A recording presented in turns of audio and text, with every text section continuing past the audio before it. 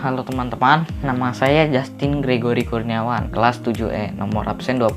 Di video kali ini saya akan menjelaskan perkembangan jasmani. Perkembangan tubuh remaja. Perkembangan jasmani pasti sejak lahir, jasmani seseorang akan terus berkembang. Baik dalam bentuk badan, ukuran badannya, maupun dalam kerjanya juga pasti.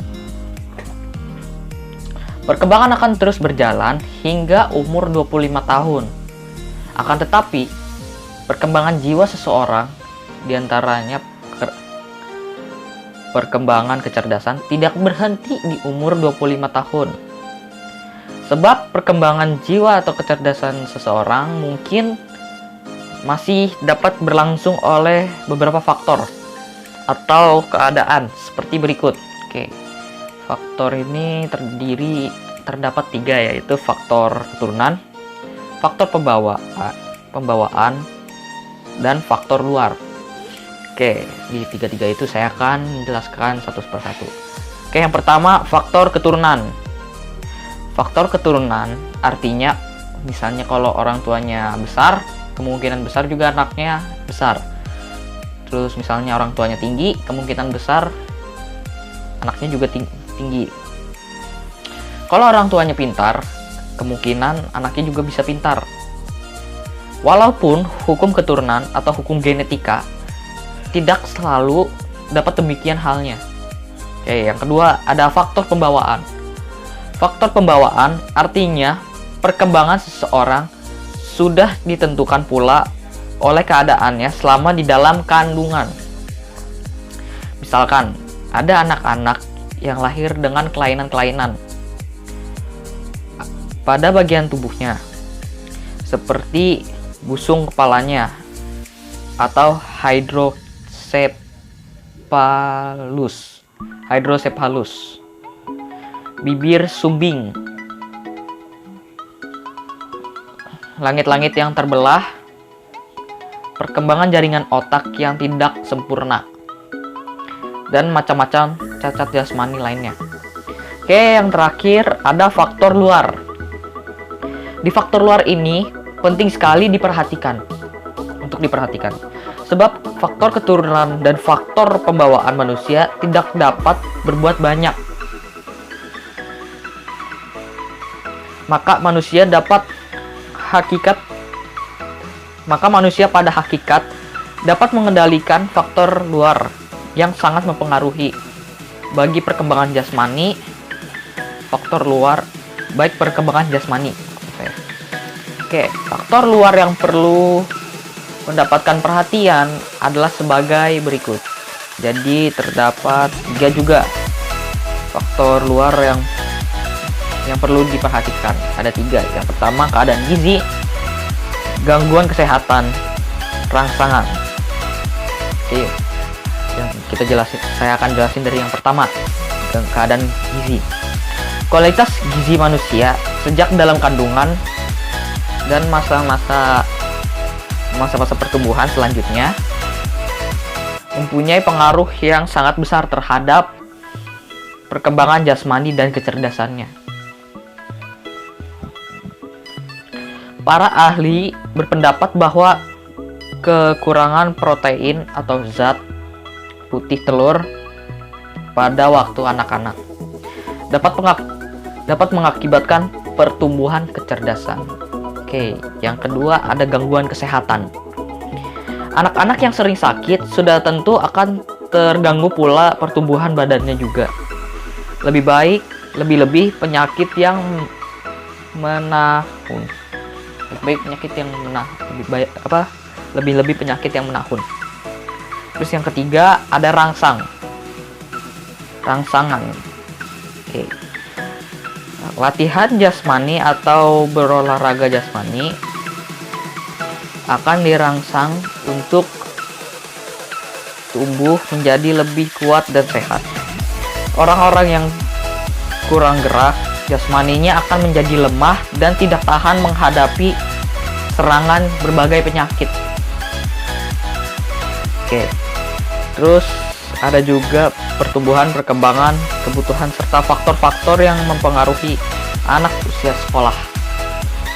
Yang pertama,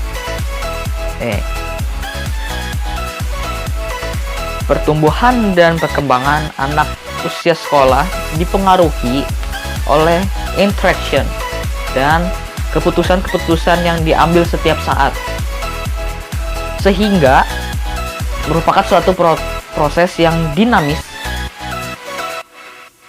Ada beberapa tahap atau stadium tertentu di dalam proses pertumbuhan dan perkembangan ini. Tetapi setiap orang tumbuh dan berkembang dipengaruhi oleh faktor-faktor keturunan, lingkungan, dan pengalaman-pengalaman pribadinya. Berikut ini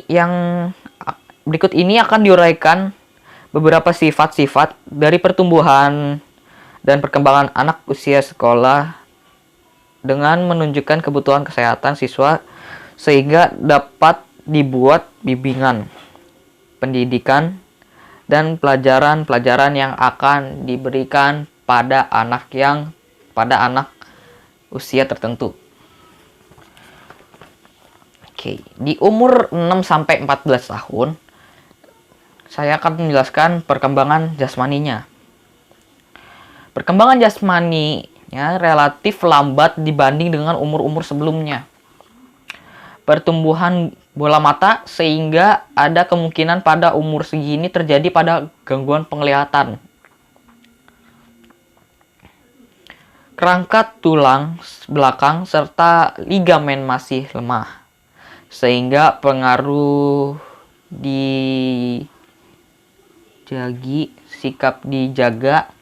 perlu dijaga. Sikap duduk dan berdiri yang baik. Terus ada masa pubertas yang terjadi pada akhir masa ditandai dengan adanya pertumbuhan yang sangat cepat. Terus juga telah tampak tanda-tanda permulaan masa adolescensia atau masa-masa remaja. Pada laki-laki, suara akan bertambah berat. Pada perempuan, payudaranya akan membesar serta haid pertamanya. Terus ada perkembangan jasmani. Perkembangan jasmani sangat dipengaruhi oleh lingkungan mental dan sosialnya. Oke, yang kedua ada perkembangan jiwa, emosi, sosial, dan intelek. Mulai belajar membaca, menulis, menghitung. Terus dimulai suatu perkembangan atau kepribadian yang sosial. Pada masa pubertas di umur 12-14 tahun, energi sedang meluap-meluapnya, hubungan dengan orang lain masih canggung. Nilai religi atau agama, etik dan estetik belum terlalu mendalam. Oke, terus yang ketiga ada kebutuhan atau requirement. Terus pada masa-masa 6-14 tahun ini kita harus memberikan kita harus makan dengan jumlah makanan yang cukup. Terus latihan jasmani dan istirahat yang cukup. Tindakan pencegah penyakit dan juga di dalam dan di luar lingkungan keluarga. Oke. Terus nomor 4, ini adalah faktor-faktor yang mempengaruhinya.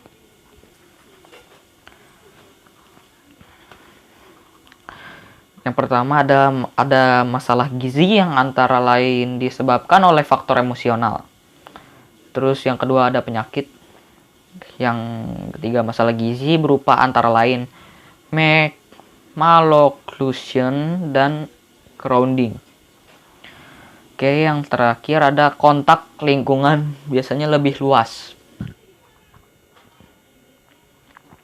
Terus ada masa adolescensia atau masa-masa remaja.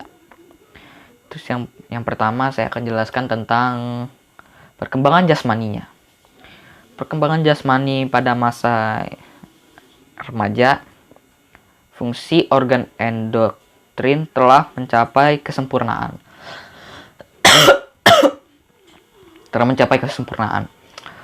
Penambahan jaringan lemak di bawah kulit lebih banyak laki-laki daripada perempuan. Jaringan otot pada anak laki-laki lebih berkembang daripada jaringan otot pada anak perempuan. Perkembangan jiwa, emosi, sosial, dan intelek. Yang kedua, perkembangan jiwa, emosi, sosial, dan intelek. Yang pertama, faktor yang penting ialah perhatian terhadap seks. Terus pemikiran sudah kritis, emosi belum mencapai suatu stabilitas tertentu, dan perlu adanya simpati. Mulai memisahkan diri dengan orang tua, ada aktivitas eksperimental sosial, dan juga mulai memproses identifikasi. Oke, kebutuhan pada masa remaja itu biasanya diperlukan adanya pengertian dan perhatian dari orang tua. Adaptasi sosial yang tidak berhasil, perlu bantuan dalam meringankan setiap tekanan, dan diberikan pendidikan tentang kesehatan. Terus ada juga faktor-faktor yang mempengaruhi masa remaja. Yang pertama, kurang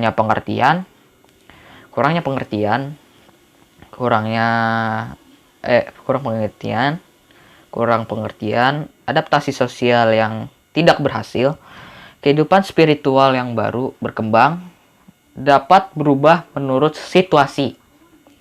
Terus yang terakhir, usaha-usaha yang perlu dikerjakan untuk memenuhi kebutuhan. Yang pertama ada pendidikan kesehatan, termasuk di dalamnya tentang perkawinan.